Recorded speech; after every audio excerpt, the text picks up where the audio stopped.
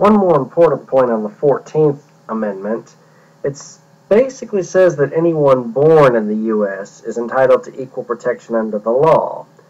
What that has resulted in is that anyone born in the U.S. is automatically a citizen. That's why, for example, two people can come into the country illegally and have a child in the country, and that child is a citizen, even though his or her parents were both illegal immigrants. Now, the 15th Amendment.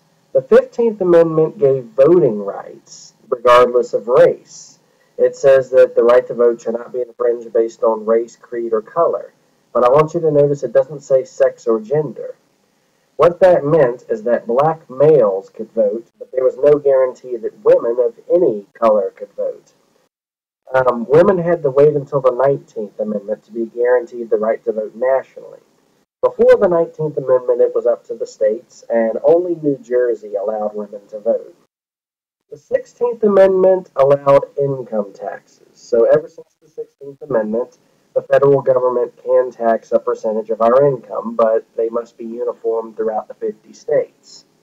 The 17th Amendment is what gives us the voting power over our senators. Now senators are elected in popular statewide elections rather than being appointed by state legislatures. 18 and 21 both deal with the issue of prohibition of alcohol. The 18th Amendment nationally banned alcohol. The 21st Amendment overturned it and left it up to counties. After the 21st Amendment, some counties were what we call wet counties. That is, you're allowed to drink, and some counties are dry counties. That is, you can't have alcohol.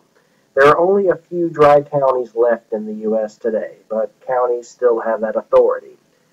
The 20th Amendment, also known as the Lame Duck Amendment, set the exact date for when Congress would take session after the next election.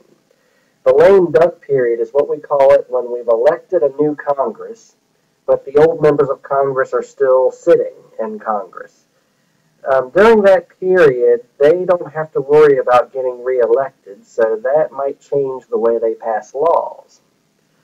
The 24th Amendment, I'm skipping to that, that prohibits poll taxes, so you can't be taxed on your right to vote. It was the 22nd Amendment, I should go back to that, that laid out the two-term limit on our presidency. Before the 22nd Amendment, presidents could serve as many terms as they could get reelected. But under President Eisenhower, we limited the presidency to 2 terms, and Eisenhower really did not want a 3rd term anyway. I'm going to go ahead and skip to the very end. Amendment 27 deals with congressional pay raises. This says that if Congress votes to change their pay, that change will not take effect until the next Congress takes session. That means, I suppose, if Congress raises their pay and we're unhappy about it, we can vote them out, and the pay raise will not affect them. It'll affect the next Congress. There is a lot of controversy over the meaning of many of these parts of the Constitution. That controversy would primarily be in the judicial branch. Also, the right to bear arms is a highly disputed issue. But I think I can clarify it right here. Everyone has the right to have a set of bear arms on their wall. But no, seriously, we're still debating exactly what that means. Some of the defenders of the right to bear arms, from a practical standpoint, would make an argument much like this. You can see the comic there for yourself. Take a good look at it. Some argue that if we have the right to bear arms, most citizens, I guess they would say, are basically good, and they would use their guns for good reasons such as this. There are others who argue, however, that making guns so easy to get, they fall into the wrong hands. But if we don't like what the Constitution says, we can always amend the Constitution. But as I explained earlier, it's not a very easy process.